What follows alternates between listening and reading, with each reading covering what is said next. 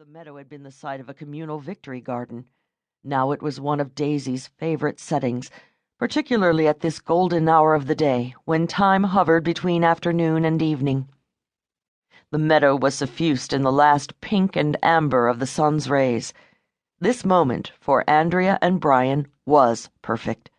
The bride led the way, walking slightly ahead of him with her chin held aloft.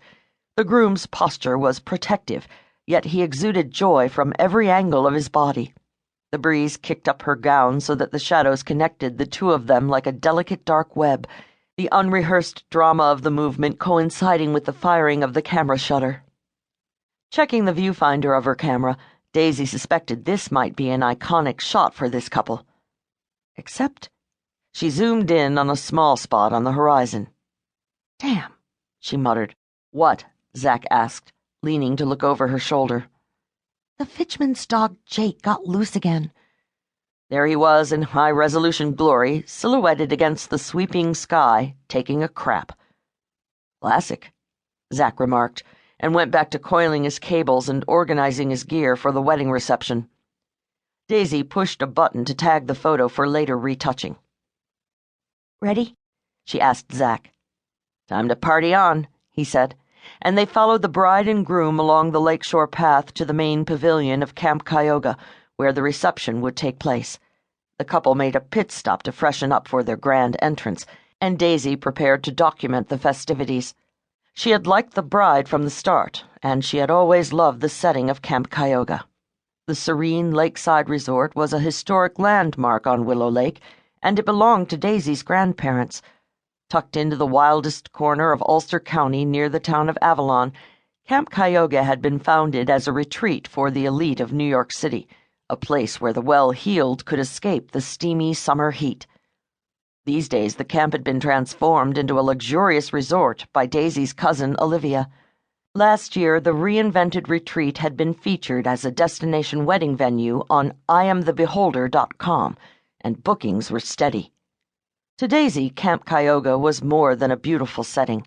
She'd spent some of her life's most joyous and most painful moments here, and the entire landscape had shaped her aesthetic as a photographer. The firm she'd worked for since finishing college, Wendela's Wedding Wonders, was a local institution, and Daisy was grateful for the job. The work was steady, the hours crazy, and the income adequate, if not lucrative. There would never be a shortage of people wanting to get married.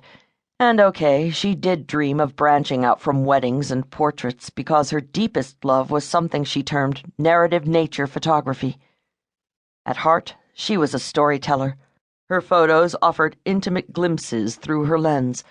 She captured the fragile, ephemeral nature of the world around her with pictures that haunted her heart, arousing deep emotions from the simple grace of trees dipping their branches in the water, the abundance of a green-shadowed forest in springtime, the epic shape of granite crags above a gorge.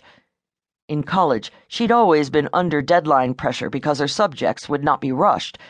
Tadpoles transforming themselves, a fawn finding its way through a meadow, the stillness of a heron as it waited in the marshy shallows for its next meal. Photography was where she'd found her artist's voice and a passion for the work. The fascination had begun with the gift of a Kodak camera on her 8th birthday. She had captured a shot of her Grandma Bellamy learning to hula hoop that day, experiencing a moment of such satisfaction that it felt like a benediction. It was a moment that would never again be repeated.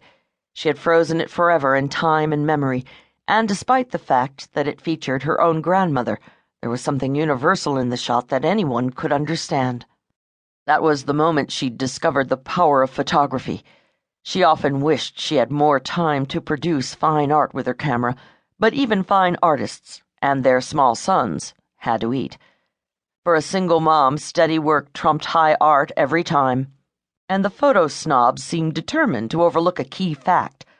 In the midst of a wedding, opportunities abounded for finding a transcendent moment. A good photographer simply knew where to look for them and how to capture them. At a wedding, you could find people at their most real. The same story played out in endless ways and infinite variety, and for Daisy, it held a kind of fascination.